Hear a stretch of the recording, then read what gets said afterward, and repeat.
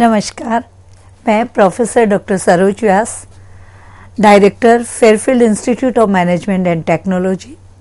आज के इस व्याख्याता के श्रृंखला में जो विषय लेकर आपके सामने उपस्थित हुई हूँ वह है शैक्षिक दार्शनिक आधारशिला। शिक्षा की जो दर्शन की आधारशिला है वो किस पर टिकी हुई है, इस विषय पर आज हम चर्चा करेंगे।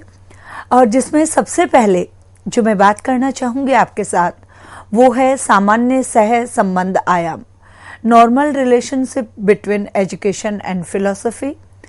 शिक्षा और फिलॉसफी यानी एजुकेशन और दर्शन, दो चीजें यहाँ पर जुड़ी हुई हैं।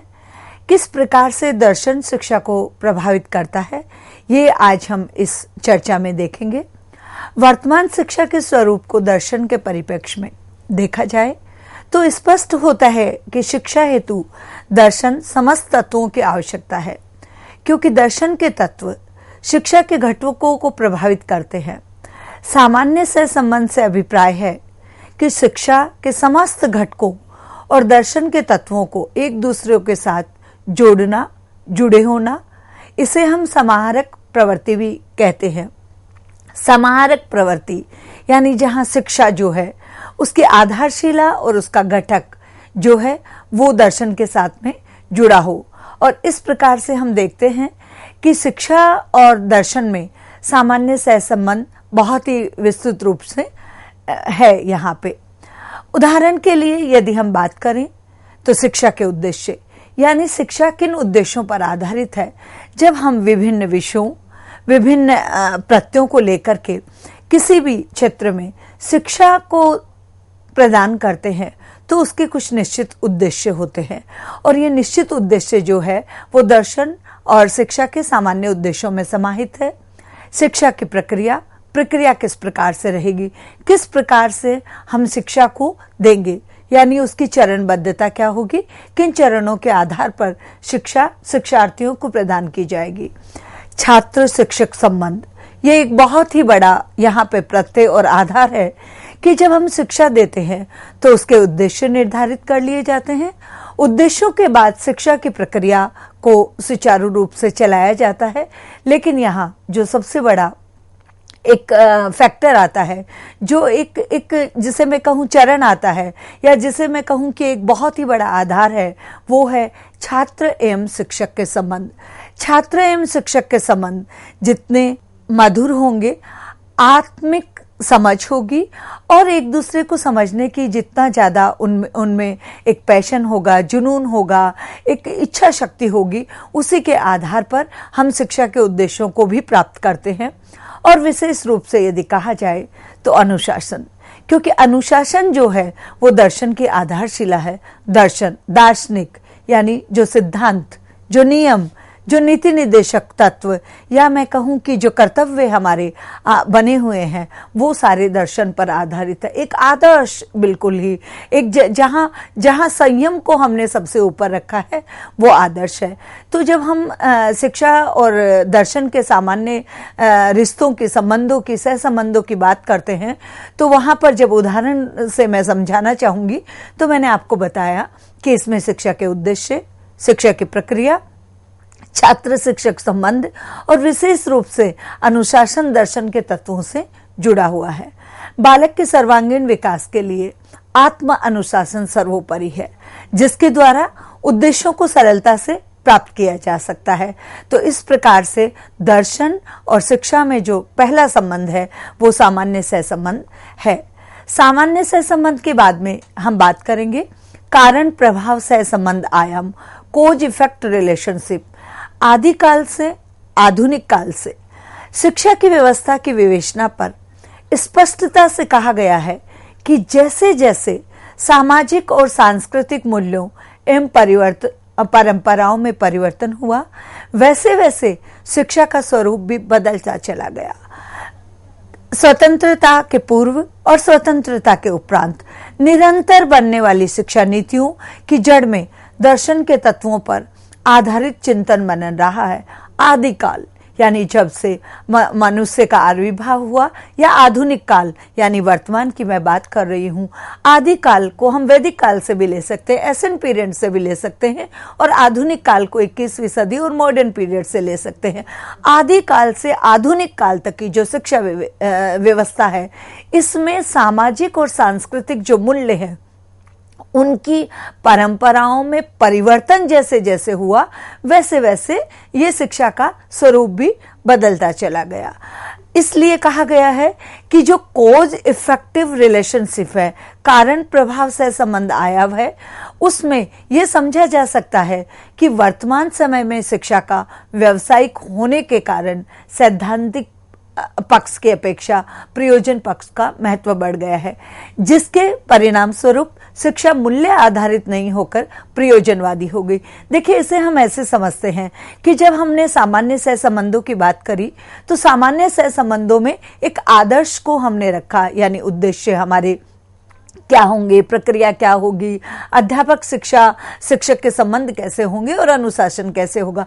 लेकिन जब हम कोज इफेक्टिव रिलेशनशिप की बात करते हैं, हम कारण प्रभाव सहसंबंधों की बात करते हैं, तो उस समय इसे समझने के लिए हमें यह समझना पड़ेगा कि वर्तमान समय में, आधुनिक काल में, 21वीं सदी में जो एजुकेशन है, शिक्षा है, वो व्यावसायिक हो गई है, यानी उसका व्यवसायीकरण हो गया है। और व्यवसायीकरण होने के कारण यहाँ पर केवल सैद्धांतिक यानी सिद्धांतों के, मूल्यों के, आदर्शों की अपेक्षा यहाँ प्रयोजन, प्रैग्मेटिज्म यानी प्रयोजन, यानी इस प्रकार की शिक्षा जिसकी प्राप्त करने से शिक्षार्थी को, व्यक्ति को, मनुष्य को, विद्यार्थी को, लर्नर को उसकी उपयोगिता क्या होगी, जीवन में वह उससे किस प्रकार से लाभान्वित हो सकता है, इसलिए यहाँ प्रयोजन पक्ष बढ़ गया है। इसके कारण शिक्षा जो है वो मूल्य आधारित नहीं होकर के प्रयोजनवादी हो गई है। तो ये जब हम दर्शन और शिक्षा के संबंधों की बात करेंगे, तो ये हमारा एक दूसरा रिलेशनशिप का एक फैक्टर था, जहां हमने कहा कोज इफेक्टिव रिलेशनशिप। कोज इफेक्टिव रिलेशनशिप के बाद हम आगे बढ़ते हैं और वहां हमारा आता है विश्लेषणात्मक सहसंबंध आयब, एनालिटिकल रिलेशनशिप। विश्लेषणात्मक, किसमें विश्लेषण करना है, यहाँ हम बात कर रहे हैं दर्शन और शिक्षा के संबंधों की, कि दर्शन और शिक्षा में संबंध किस प्रकार के हैं, वो आयाम कैसे हैं। जब हम विश्लेषणात्मक सहसंबंध आयाम की चर्चा करते हैं, तो उसमें यह कहना अतिशयोक्ति नहीं होगा कि दर्शन एवं शिक्षा के विश्लेषणात्मक सहसंबंध को समझने के लिए शैक्षिक शिक्षण विधियों के साथ तत्वमीमांसा, जिसके अंतर्गत सत्य का प्रत्यय समाहित है, तथा शिक्षा के लक्ष्यों एवं उद्देश्यों के साथ ज्ञान मीमांसा, जिसके अंतर्गत ज्ञान का स्वरूप सम्मिलित है, का परस्पर विश्लेषण करना आवश्यक हो जाता है। इससे पूर्व के जो हमारी ये व्याख्यान श्रृंखला रही, इसमें हमने चर्चा करी थी कि हमने ज्ञान मीमांसा, तत्व मीमांसा, मूल्य मीमांसा, इनकी हमने चर्चा की थी। और जब हम विश्लेषणात्मक सहसंबंधों के आयाम की बात कर रहे हैं दर्शन एवं शिक्षा में, तो वहां पर हमें ये देखना होगा कि शैक्षिक शिक्षण विधियां जो है वो उनके साथ में तत्व मीमांसा को जोड़ करके देखना है। और तत्व मीमांसा क्या है? तत्व मीमांसा है सत्य का प्रत्यय, अर्थात जो शिक्षण, ऐसे शिक्षण विधियां जिससे जो सैद्धांतिक पक्ष हम शिक्षार्थियों को, लर्नर जो हमारे हैं या हमारे विद्यार्थी हैं उनको बता रहे हैं, उनमें वो शिक्षण विधियों का चयन इस प्रकार से किया जाए कि वो सैद्धांतिक पक्ष के साथ साथ उन विधियों से हम जो उद्देश्य लेकर के शिक्षा के आगे बढ़ रहे हैं उनमें उसे सत्य का, यानी यदि हम कोई भी प्रयोग कर रहे हैं तो वो प्रयोग यदि हम सैद्धांतिक रूप से पढ़ा रहे हैं तो सैद्धांतिक रूप से जो पढ़ाया गया प्रयोग है उसके विवेचना के अनुसार यदि हम उसका प्रयोग करके देखते हैं तो वो सत्य वहां प्रतिपादित हो जाए। और उद्देश्यों और लक्ष्यों के लिए ज्ञान मीमांसा के अंतर्गत ज्ञान के स्वरूप को सम्मिलित किया गया है। ज्ञान मीमांसा यानी जिन उद्देश्यों को लेकर के, जिन लक्ष्यों को लेकर के शिक्षा की व्यवस्था करी गई है, या कोई भी एक विषय या एक प्रकरण जिसे हम विद्यार्थियों के सामने प्रस्तुत कर रहे हैं, जो उन्हें समझा रहे हैं, जो उन्हें पढ़ा रहे हैं, उसके अंतर्गत ज्ञान मीमांसा यानी उससे विद्यार्थियों के ज्ञानार्जन में वृद्धि हुई या नहीं हुई, इसका परस्पर विश्लेषण करना हमारा विश्लेषणात्मक सहसंबंध के अंतर्गत आता है। इसे हम एक उदाहरण से और समझ लेते हैं कि जैसे उद्देश्यों की प्राप्ति के अनुसार विषय जो हमारे हैं वो शिक्षण विधियों का चयन महत्वपूर्ण हो गया, जैसा कि मैंने अभी अभी आपको बताया।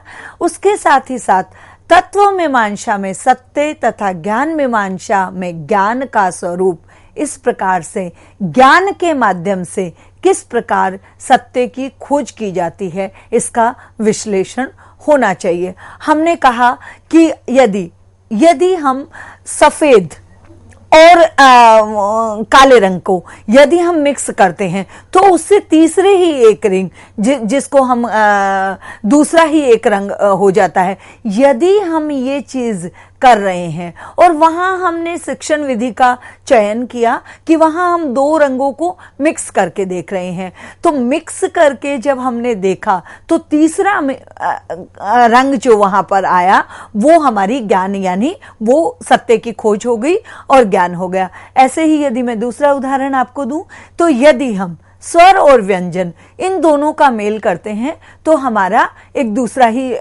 जो वर्ण है वो तैयार हो जाता है। तो इस प्रकार से शिक्षण विधियां और शिक्षण विधियों के साथ साथ हमें ज्ञान की खोज करनी होगी। यह हमारा विश्लेषणात्मक सहसंबंध हो गया जब हम शिक्षा एवं दर्शन के संबंधों की बात करते हैं। इसके बाद में हमारा आता है अंत विषयक सहसंबंध यानी इंटरडिसिप्लिनरी अप्रोच। इंटरडिसिप्लिनरी अप्रोच होती क्या है? अंतर विषयक सहसंबंध। अंतर यानी एक विषय के अंदर दूसरे विषय का जुड़ा हुआ होना, इसे हम इंटरडिसिप्लिनरी अप्रोच या अंतर विषयक सहसंबंध भी कहते हैं। और ये अंतर विषय सहसंबंध जो है वो शिक्षा और दर्शन में पूरी अपनी जड़ें जमाए हुए हैं, पूरी तरह से ये इसमें समाहित है। शिक्षा की मूल समस्याओं एवं मूल प्रश्नों का उत्तर दिया जाना दर्शन है। मूल समस्याएं, ये है तो क्यों है, ये हुआ तो क्यों हुआ, ये होगा तो किस लिए होगा, इसके होने का कारण क्या है, ये जो इस तरह के निरुत्तर प्रश्न हमारे सामने उपस्थित होते हैं, वो शिक्षा के द्वारा जब हम उन समस्याओं का, मूल समस्याओं का समाधान या उनका समाधान करते हैं या उन मूल प्रश्नों का उत्तर जब अध्यापक द्वारा दिया जाता है तो वो वहां उस शिक्षा का दार्शनिक पक्ष हो जाता है। शिक्षा एवं साक्षरता के भेद को समझना भी यहाँ बहुत आवश्यक है, क्योंकि शिक्षा जो है वो सर्वांगीण विकास करती है। शिक्षा समायोजन सिखाती है, शिक्षा हमारी बुद्धि लब्धि का विकास करती है, शिक्षा हमारे दृष्टिकोण को विस्तृत करती है, लेकिन साक्षरता जो है वो केवल हमें उपाधि प्रदान करती है। इस प्रकार से जब हम अंतर विषयक सहसंबंधों की बात करते हैं तो वहां ये चर्चा करना भी आवश्यक है कि शिक्षा उपाधि नहीं अपितु दर्शन तत्वों के आधार पर मनुष्य के निजी एवं सामाजिक व्यवहार, सामंजस्य, सकारात्मक दृष्टिकोण की कला सीखे जाने का नाम है। यहां देखिए हमने कुछ चीजों को एक बिल्कुल सटीक रूप से ले लिया है, जिसमें हमने कहा सामाजिक व्यवहार, व्यक्ति का सामाजिक व्यवहार यानी उसके व्यक्ति के अपने अलावा जो दूसरे समाज के लोग हैं उनके साथ में उसका व्यवहार कैसा है। अब सामाजिक व्यवहार में आपका परिवार आ गया, आपके मित्र आ गए, आपके सहपाठी आ गए, आपके सहयोगी आ गए, समाज के अन्य लोग आ गए जिनके संपर्क में आते हैं। सामंजस्य, उनके सबके साथ सामंजस्य और परिस्थितियों के सामंजस्य और सकारात्मक दृष्टिकोण की जो कला सीख जाने का नाम है वो हमारा शिक्षा है। जबकि जो हमारी साक्षरता है वो केवल हमें पुस्तकीय ज्ञान देती है, यानी पुस्तकीय ज्ञान लेकर के जब हम उपाधि प्राप्त कर लेते हैं तब हम साक्षर हो जाते हैं। इस प्रकार से पुस्तकीय शिक्षा से अधिक ज्ञान को आत्मसात किया जाना ही श्रेष्ठ है। उदाहरण के लिए जब हम इंटरडिसिप्लिनरी अप्रोच की बात कर रहे हैं तो इसमें हम एक उदाहरण से इस प्रकार से समझ लेते हैं कि जैसा कि हम पूर्व में चर्चा कर चुके हैं कि शिक्षा और साक्षरता में अंतर है। साक्षरता शाब्दिक अर्थ अक्षर ज्ञान है, इसके विपरीत शिक्षा से अभिप्राय सर्वांगीण विकास है। अंतर विषयक अर्थात धर्म, आध्यात्म, समाजशास्त्र, राजनीति शास्त्र, अर्थशास्त्र, गणित, मनोविज्ञान, प्रकृति विज्ञान, सामान्य विज्ञान, भाषा विज्ञान, मूल्य, संस्कृति एवं संस्कार की शिक्षा और दर्शन के अंतर विषयक सह संबंध आयाम है। कहने का तात्पर्य ये है कि जो इतने सारे हमने अंतर विषयक जो विषय हमने बोले हैं, शिक्षा का धर्म के साथ संबंध, शिक्षा का आध्यात्म के साथ संबंध, शिक्षा का समाजशास्त्र के साथ संबंध, शिक्षा का राजनीति शास्त्र के साथ संबंध, अर्थशास्त्र के संबंध, गणित के साथ शिक्षा का संबंध, मनोविज्ञान, प्रकृति विज्ञान, सामान्य विज्ञान, भाषा विज्ञान, मूल्य, संस्कृति और संस्कार की शिक्षा एवं दर्शन जो है उनका आपस में अंतर विषयक सहसंबंध आयाम है। इस प्रकार से जब अभी हम शिक्षा और दर्शन के जब हम बात कर रहे थे, शिक्षा और दर्शन के सहसंबंधों की, तो सबसे पहले हमने कहा कि सबसे पहले हमारा जो सहसंबंध आता है वो आता है normal relationship between education and philosophy, जिसे हम सामान्य सहसंबंध आयाम कहते हैं। दूसरा हमारा है कॉज इफेक्टिव रिलेशनशिप, कारण प्रभाव सहसंबंध। कारण प्रभाव सहसंबंध के बाद जब हम आगे बढ़ते हैं तो हमारा आता है एनालिटिकल रिलेशनशिप, विश्लेषणात्मक सहसंबंध, यानी शिक्षा और दर्शन का विश्लेषण करके उनका संबंध देखा जाना और स्थापित करना।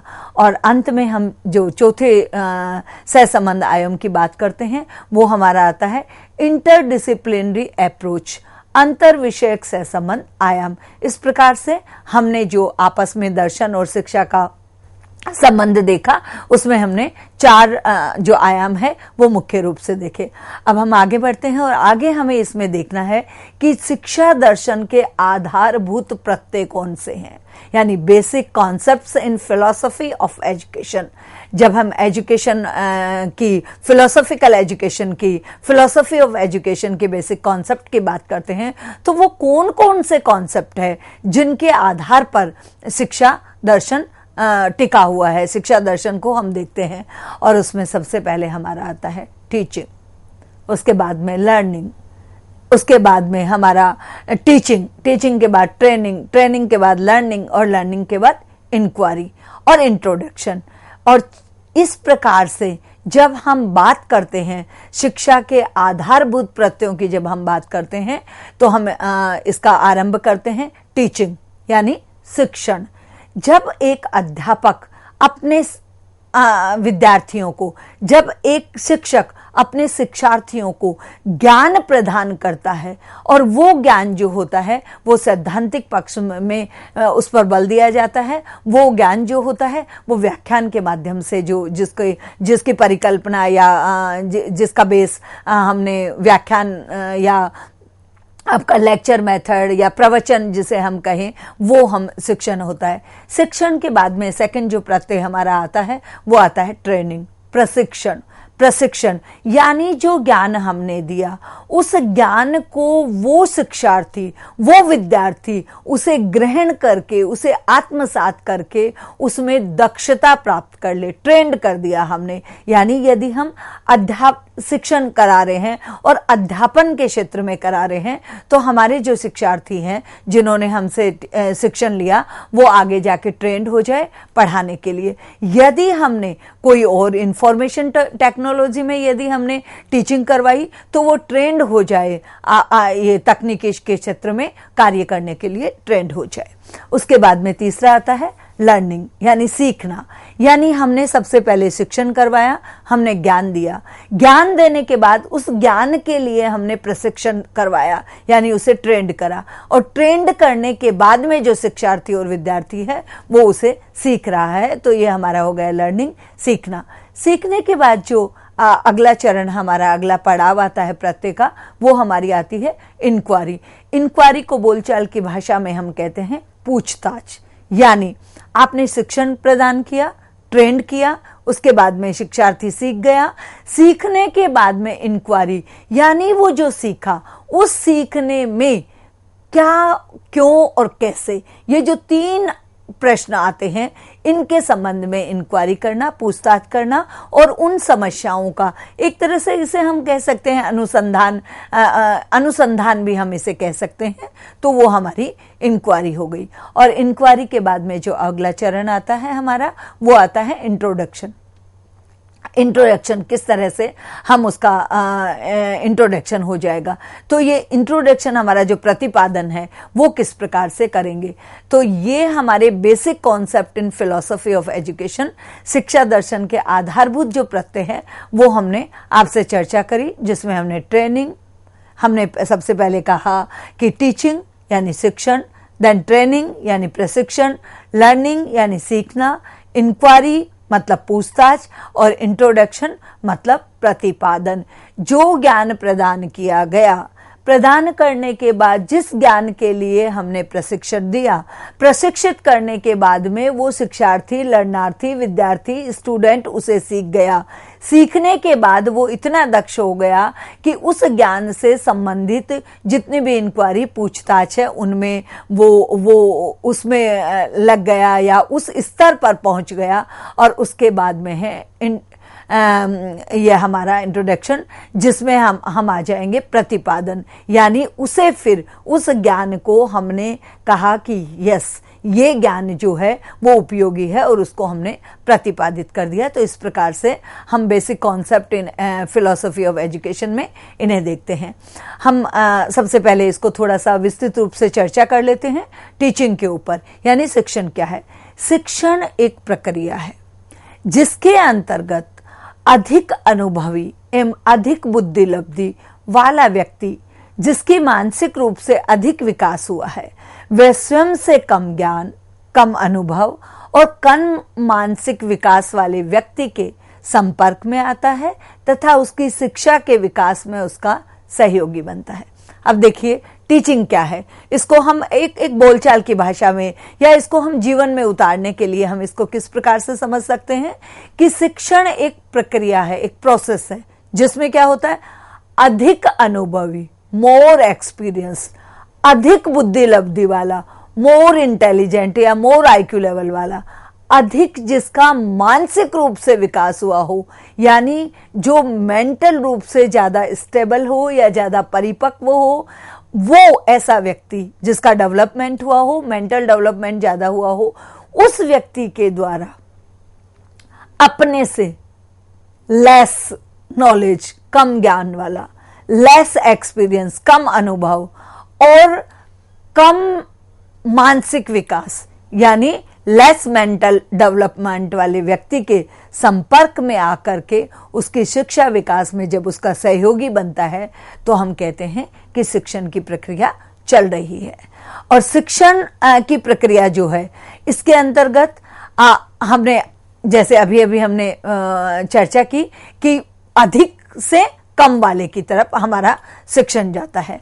शिक्षा जीवन पर्यंत चलने वाली प्रक्रिया है, क्योंकि केवल पुस्तकीय ज्ञान और उपाधि प्राप्त करना शिक्षण नहीं हो सकता। इसके विपरीत शिक्षण का जो क्षेत्र है वो सीमित है। शिक्षा का क्षेत्र विस्तृत है, लेकिन शिक्षण का क्षेत्र सीमित है। ये तभी तक चलती है जब तक बालक अध्ययनरत रहता है।